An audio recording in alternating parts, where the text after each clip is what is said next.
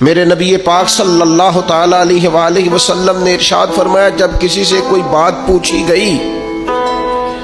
اور وہ بات جانتا تھا، اسے علم تھا، وہ گواہی اس کے پاس موجود تھی، وہ شہادت اس کے پاس تھی، اس سے پوچھا گیا لیکن اس بندے نے چھپائی، یہ سنن ابو داؤد میں حدیث ہے،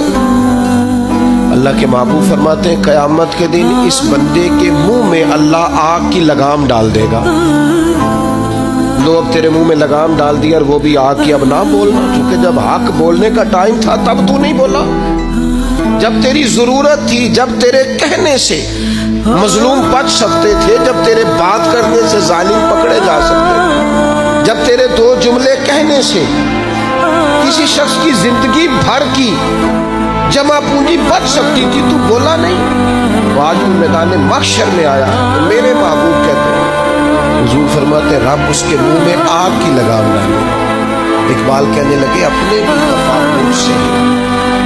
اور بیگانے بھی ناخوش، کیوں؟ میں کہتا ہوں وہی بات سمجھتا ہوں جسے یہ میری مجبوری ہے کہ میں نے ہمیشہ حق کہا ہے، تو اپنے بھی خفا مجھ سے ہیں اور بیگانے بھی ناخوش۔ سب جگہ پہ میں ملامتی ہوں، ہر شخص میرے بارے میں